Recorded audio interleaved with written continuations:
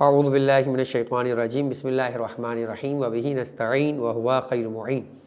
Rabbi इश्रह ली सदरी व यस्सिर ली अमरी वहलुल उक़दतम मिन लिसानी यफ़क़हू क़ौली। सामीन कराम, दर्स फ़िक़ह के सिलसिले में आपकी खिदमत में मसाइल खुम्स को बयान किया जा रहा था और हमारी गुफ्तगू इस मकाम तक आकर पहुँची थी कि कौन कौन से इंसान के पेशे हो सकते हैं कि जिसके ऊपर खुम्स के सिलसिले के अंदर इंसान अगर एक से ज़्यादा सोर्स ऑफ इनकम रखता है तो उसको एडजस्ट कर सकता है या एडजस्ट नहीं कर सकता नफ़ा और नुकसान के अतबार से। आज जो गुफ्तगू वो ये है कि कारोबार के दरमियान इंसान जो है या कारोबार से हट कर भी अपने कौन कौन से अखराजात अपनी इनकम और माश के सिलसिले के अंदर माइनस कर सकता है, मिन्हा कर सकता है, जिसके बाद उसका टोटल जो है वो नेट प्रॉफिट है कि जिसके ऊपर जो है वो खुम्स उसको अदा करना हो। मिसाल के तौर पे एक आदमी 50,000 रुपये कमाता है तो उसके साथ साथ अगर कुछ खर्चे करता है जो उसको अपनी माश के सिलसिले के अंदर ज़रूरी समझता है तो कौन से खर्चे उसके माइनस हो सकते, उस सिलसिले में गुफ्तगू होगी। मसला नंबर है 1743 1743 कि इंसान जो अखराजात फ़ायदा हासिल करने के लिए मसलन ब्रोकरी का काम करता है, ट्रांसपोर्टेशन का काम करता है, तो वो जो आलात ख़रीद रहा है, मसलन अगर ब्रोकरी का काम करता है तो उसके लिए मोबाइल ले रहा है, ट्रांसपोर्टेशन का काम करता है तो उसके लिए वो गाड़ी या व्हीकल्स वगैरह ले रहा है या उसकी मेंटेनेंस करवा रहा है, तो या उस गाड़ी के अंदर या मोबाइल के अंदर कोई प्रॉब्लम आता है तो उसको बनाने के ऊपर जो खर्चा कर रहा है, इन्हें मुनाफे से मिन्हा कर सकता है। यानी वो एक्सपेंसेस जो एसेट्स नहीं है बल्कि एक्सपेंडिचर है, मेंटेनेंस का जैसे खर्चा हो गया या गाड़ी की जो है वो हर सर्विसेज वगैरह का खर्चा हो गया, या फ़र्ज़ करें कि उसकी जो ट्यूनिंग वगैरह का खर्चा है, मोबाइल अगर कोई ट्रांसपोर्टेशन उसका काम कर रहा है ब्रोकरी वगैरह का, तो उसके लिए फ़र्ज़ करें कि वो अगर कोई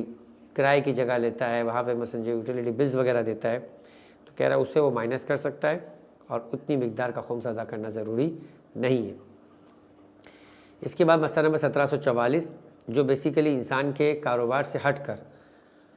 डेली रूटीन लाइफ के अंदर जो अपनी लाइफ के एक्सपेंडिचर से उसमें कौन कौन से खर्चे हैं जिसको वो मिना कर सकता है। आया सिर्फ खाने पीने का खर्चा मिना कर सकता है, घूमने फिरने का खर्चा है, ज़ियारत पे जाने का खर्चा है, मजालिस का खर्चा है, कोई और ऐसी महफिल या जश्न या दोस्तों की गैदरिंग रखता है, मेहमानों को बुलाता है, ये एक्सपेंसेस में शामिल है या इसके ऊपर भी खुम्स अदा करना होगा। कहते हैं कारोबार के मुनाफे में से कोई शख्स साल भर में जो कुछ अपनी खुराक यानी ग़िज़ा, लिबास, घर के साजो सामान, मकान की ख़रीदारी, बेटे की शादी, बेटी के जहेज़, ज़ियारत वगैरह पे ख़र्च करे वगैरह का मतलब है कि फिर इसमें पिकनिक भी शामिल है, इसके अंदर दावत भी शामिल है, इनके ऊपर खुम्स नहीं है। जो इंसान के जायज़ अखराजात है, हराम अखराजात शामिल नहीं होंगे इसमें। अब वो हराम अखराजात में ये भी हो सकता है कि इंसान अपनी बेटी की शादी के मौके के ऊपर कोई ऐसी दावत या कोई ऐसी गैदरिंग रखता है कि जहाँ पर कोई मिक्स गैदरिंग है, म्यूज़िकल कंसर्ट्स है, हराम काम हो रहे हैं, बर्थडे के ऊपर ऐसा काम हो रहा है, तो जो हराम अखराजात वो करेगा वो उसको माइनस नहीं कर सकता, उस पर खुम्स देना पड़ेगा। नंबर 2 ये कि वो जो अखराजात है वो उसकी अपनी सोशल स्टेटस, अपनी जो उसका लाइफ का एक मकाम है उससे जो है वो ज़्यादा ना हो। एक आदमी है मिसाल के तौर पर, वो आप फ़र्ज़ कीजिए कि एक हैसियत रखता है अपनी इस सिलसिले के अतबार से कि वो किसी की बर्थडे के मौके पर, किसी की शादी के मौके के ऊपर तोहफ़ा देता हुआ नज़र आता है, और वो तोहफ़ा जो है वो ये देख के देता है कि सामने वाले ने मुझे मिसाल के तौर पे 25,000 रुपये मेरी बच्चे की जो है वो शादी पे दिए थे, और वो भी बराबरी करने के लिए, एहसान उतारने के लिए वो भी 25,000 रुपये का देता है, जबकि इसके मुकाबले में उसका स्टेटस ऐसा है कि वो अगर 5,000 रुपये भी दे तो उसको काफ़ी समझा जाता है, ओके समझा जाता है। लेकिन वो 25,000 देता है तो ये 20,000 का जो ओवर एक्सपेंडिचर उसने किया है, जो उसके स्टेटस से बढ़कर है, ये फिर जो है वो खुम्स के अंदर शामिल होगा, यानी ये इनकम एक्सपेंडिचर में नहीं बनेगी। इसी तरह से मिसाल के तौर पे अगर फ़र्ज़ करें कि उसको कराची से हैदराबाद जाना है, उसके लिए एग्ज़ाम्पल है बात ये कि अगर वो करोला कार को हायर कराता चले जाता है ओके, लेकिन वो लैंड क्रूज़र को हायर कराए,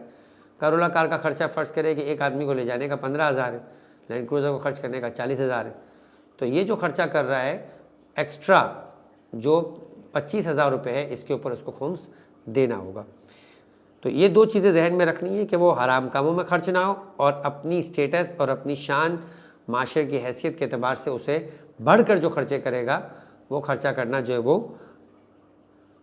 एक्सपेंसेस में शुमार नहीं होगा। तीसरी चीज़ जो इन दोनों से हट कर है, इस बारे में भी कभी सवाल हो सकता है, इंसान के कफ़ारात, रद्द मज़ालिम, फ़िदिया, वो चीज़ें कि जो नॉर्मल लाइफ में इंसान अगर गुजारे तो ये चीज़ें नहीं होनी चाहिए, मगर गलती करता है, हज के सिलसिले में गलती करे, रोज़े के सिलसिले में गलती करे, इस सूरत के अंदर इंसान पर फ़िदिया और कफ़ारे वाजिब हो जाया करते हैं। या वो मन्नत माने ऐसी जो बज़ाहिर नहीं है, लेकिन अगर मेरा ये काम हो गया तो मैं ये खर्च करूँगा, ये काम हो गया तो मैं यहाँ पे रकम सदक़े के तौर पे दूंगा या खैरात के तौर पे दूंगा या मोमिनीन की मदद के लिए खर्च करूँगा। आया इस किस्म के कामों को भी एक्सपेंसेस में शुमार करके माइनस किया जा सकता है या नहीं, इसके ऊपर खुम्स देना होगा। तो मसला नंबर 1745, जो माल इंसान मन्नत और कफ़ारे पे खर्च करे वो सालाना अखराजात का हिस्सा है। इसी तरह वो माल भी उसके सालाना अखराजात का हिस्सा है जो वो किसी को तोहफ़े या इनाम के तौर पे दे। अपने बच्चों को इनाम देता है, मोहल्ले के अंदर बच्चों को इनाम देता है, किसी जगह पे दिनियात का प्रोग्राम है वहाँ पर वो डोनेशन देता है। तो कहते हैं कि अगर ये सब उसकी हैसियत के मुताबिक हो, मिसाल के तौर पे वो लाख रुपए की तनख्वाह रखता है, तो अगर इस तरह के किसी खर्चे वो 5-7 हज़ार रुपये खर्च कर देता है जो कहीं पे डोनेशन देने में तो समझ में आता है, लेकिन अगर वो एकदम से 20,000 रुपये निकालता है जो उसकी तनख्वाह का फ़र्ज़ करे कि 20% बन जाता है, तो वो लाख रुपये वाली तनख्वाह के लिए इतने खर्च करना ये जो है वो स्टेटस से ऊपर है। तो ऐसी सूरत के अंदर जो भी ऊपर अगर नेकी के काम में भी खर्च करेगा तो उसे जो है वो उसका खुम्स देना पड़ेगा, यानी वो उसके खुम्स के हिसाब में शामिल होगा। अगला मसला जो बहुत ही अहम है और माशरे के अतबार से इस सिलसिले के अंदर सवालात भी बहुत है और गलतफहमियाँ भी बहुत है। एक ग्रोह है कि जो इस पर कहता है खुम्स है, एक ग्रोह कहता है यकसर खुम्स नहीं है, जबकि इसके अंदर कंडीशंस है। कंडीशनल, अगर इसको कंडीशंस को पूरा किया गया तो खुम्स नहीं है, और अगर कंडीशंस में कहीं भी कोई कमी हो गई तो खुम्स देना होगा। और वो ये है कि बेटी की शादी के लिए जहेज़ का देना, तो क्या जहेज़ के ऊपर खुम्स होता है या नहीं होता? तो इसका सवाल, इन्हें इसका जो जवाब है वो ना है ना हाँ है। अगर ये माशरे के अंदर एक तरफ हाँ कह दिया गया तो वो भी गलत है, और एक तरफ अगर मना कर दिया गया कि नहीं इसके ऊपर तो खुम्स नहीं होगा, ये भी गलत है। 5 शराइत है कि जिसके बाद ये फ़ैसला होगा कि इसके ऊपर खुम्स है या नहीं है। सबसे पहली शर्त ये है कि रिवाज इस तरह का हो, कस्टम और सकाफ़त और तरीक़ेकार माशरे में ये पाया जाए कि इस लेवल के अफराद जो ये जहेज़ बेटी का जमा कर रहा है, ये इस तरह के अफराद एकदम से जहेज़ जमा नहीं किया करते, बल्कि आहिस्ता आहिस्ता अपनी बेटी के लिए सामान को जमा किया करते। नंबर 2 कि अगर वो जहेज़ ना दें तो ये उसकी शान के ख़िलाफ़ है, यानी उस तरह के अफराद या उस तरह की फैमिलीज़ के लोग जो है वो उसके ऊपर एतराज़ करेंगे कि तुमने अपनी बेटी को कुछ भी नहीं दिया। एक साथ वो जमा नहीं कर सकता और वो थोड़ा थोड़ा करके जमा ना करे, तो ये थोड़ा थोड़ा करके जमा ना करना, अपनी बेटी को बगैर जहेज़ के रुखसत कर देना, ये उसकी शान, इसकी स्टेटस माशरे के अंदर जो उस जैसे अफराद है उसके लिए ये बुरा माना जाता है। नंबर 3 कि वो अगर एक साथ देना चाहे तो ये पॉसिबल नहीं है। नंबर 4 कि वो उसी साल के मुनाफे से, जिस साल की खुम्स की बात हो रही है, उसी साल के मुनाफे को पिछले साल का बचा हुआ ना हो, जिस साल की आपके पास इनकम है उसी साल से आप कर ले, बचा कर अगले साल खरीदेंगे तो उसके ऊपर खुम्स वाजिब हो चुका है। लेकिन अगर आप जो है वो उसे जिस साल, मतलब फ़र्ज़ करें कि उसकी डेट है 1 मई 2025, तो अप्रैल एंड 2026 के दरमियान जो भी मुनाफा हासिल होता है उससे अगर वो कुछ अपनी बेटी के लिए कपड़े लेना चाहता है, ज़ेवरात लेना चाहता है, बर्तन लेना चाहता है, उसमें खर्च कर दे, तो शरीयत कहती है कि उस पर खुम्स देना लाजिम नहीं है। और आखिरी चीज़, जो चीज़ भी खरीदे उस साल के मुनाफे से वो अपने स्टेटस के मुताबिक ख़रीदे, उससे ज़्यादा नहीं खरीदे। जो जहेज़ भी देना चाहता है वो अपने स्टेटस के मुताबिक हो। वंस अगेन बात है कि उस जैसा बंदा अगर अपनी बेटी को 1 तोले का सोना दे दे काफ़ी, वो कहे कि नहीं मैं तो 1.5 तोले का जो है वो सोना दूंगा, 2 तोले का दूंगा, तो जो ऊपर देगा उसके ऊपर उसको खुम्स देना होगा, वो उसका एक्सपेंसेस शुमार नहीं होंगे। देखिए मसला नंबर 1746, अगर रिवाज इस बात का हो, ये पहली शर्त है कि इंसान अपनी लड़की का जहेज़ चंद सालों में बतदरीज बनाए, यानी स्टेप बाय स्टेप जमा करे, 5 साल, 7 साल, 8 साल में करेगा तब जाके वो जहेज़ जमा करने के काबिल होगा। नंबर 2, जहेज़ तैयार ना करना उसकी शान के ख़िलाफ़ हो। उस जैसे लोगों के अंदर अगर वो बेटी को बगैर जहेज़ के रवाना कर दे तो इसे बुरा व मायूब समझा जाएगा। नंबर 3, चाहे इसी एतबार से कि वो ऐन वक्त पे सारा जायज़ तैयार नहीं कर पाया है तो उससे कहा जाएगा कि तुमको पहले से तैयारी करनी चाहिए थी। नंबर 4, और वो साल के दौरान उसी साल के मुनाफे और इनकम से कुछ जायज़ खरीदे जो उसकी हैसियत से बढ़कर भी ना हो। मुमकिन है कि टोटली एतबार से बढ़कर ना हो, मगर इस साल जो इतना खर्चा कर दिया वो गलत है। उस जैसा आदमी मिसाल के तौर पे अपनी इनकम का 10% जमा करके साल में करके कुछ जमा करता है, उसने 50% 40% करके भी बोला कि अभी कुछ खरीद लो ताकि जो है वो हम तकलीफ़ में बर्दाश्त कर लेंगे, लेकिन अभी जो है वो ये माल मिल रहा है तो ले लो, ये सही नहीं है, इस पर खुम्स देना होगा। नंबर 5 के उर्फ़ी एतबार से जायज़ की उतनी मिकदार उस साल के अखराजात में समझी जाए, यानी जो भी बात की गई कि ये ना हो कि जो उसने ख़र्चा किया है, मिसाल के तौर पे एक आदमी का स्टेटस ये है कि वो बाई रोड ज़ियारत पे जाए बाई रोड जाए और वो बाई एयर चले जाता है, तो ये जो ओवर एक्सपेंडिचर करेगा इसके ऊपर उसको खुम्स देना होगा। यही मसला जहेज़ में भी होगा। और अगर वो जहेज़ उसकी हैसियत से बढ़कर हो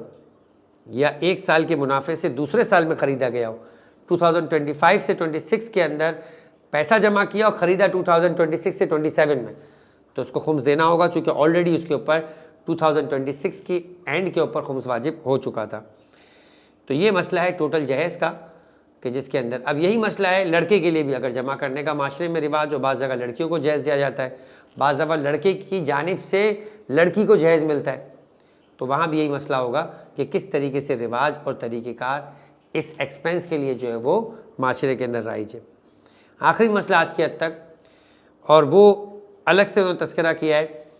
इस एतबार से कि बाज़ औक़ात और आजकल हज के लिए लोग निकल रहे, मसला है, ज़ियारतों के एतबार से भी ये मसला है, और इसी तरीके से अगर इसके अलावा भी किसी विज़िट पे निकल रहा है और खुम्स की डेट दौरान विज़िट आ गई, बज़ाहिर उसके दिमाग में ये कि मेरा 5 लाख का ख़र्चा होगा, लेकिन ये 5 लाख का ख़र्चा मेरी खुम्स की डेट मिसाल के तौर पे आ रही है 15 मई, और 15 मई से पहले 3 लाख का ख़र्चा हो चुका है, 2 लाख का ख़र्चा अभी होटल के अंदर एक्स्ट्रा पेमेंट दी हुई है और घूमने फिरने की जगह के ऊपर खाने पीने की जगह पे एक्स्ट्रा खर्च होगा, तो वो 2 लाख रुपए का ख़र्चा जो अभी बाकी है, या हज है मिसाल के तौर पे इंसान अभी निकला भी नहीं है मक्के मदीने के लिए, खुम्स की तारीख आ गई, पैसे सब जमा किए जा चुके, लेकिन वो सब एडवांस बुकिंग कहलाती है। खुम्स की तारीख आ गई, कुछ यूटिलाइजेशन नहीं हुआ, तो आपको इसका खुम्स देना पड़ेगा हर वो रकम की जो अब तक इस साल के दरमियान आपकी खुम्स की डेट से पहले इस्तेमाल नहीं हुई, चाहे आपने ज़ियारत के लिए जमा करा दी हो, चाहे हज के लिए जमा करा दी हो, चाहे सफ़र शुरू हो गया हो, आपने मदीने तक का सफ़र किया है, मक्के के सफ़र के जितने अखराजात हैं वो इस साल के अंदर शामिल नहीं थे, तो उस सारे खर्चों का खुम्स आपको देना होगा, चाहे वो एडवांस पे कर गया हो। यहीं से समझ में आता है घरों का किराया एडवांस दे दिया जाता है, स्कूल की फ़ीसिस एडवांस दे दी जाती है, हर वो एक्सपेंस के जो एडवांस दिया गया है आपकी खुम्स की डेट से बाद का खर्चा होगा, चाहे आप पे भी कर चुके उसके ऊपर खुम्स होगा, उसको एक्सपेंस नहीं शुमार किया जाएगा। इसी के साथ अपनी गुफ्तगू आज की हद तक हम तमाम करते हैं। इंशाअल्लाह बकिया मसाइल अगली गुफ्तगू में आपकी खिदमत में पेश किए जाएंगे। वमा अलैना इल्लल बलाग।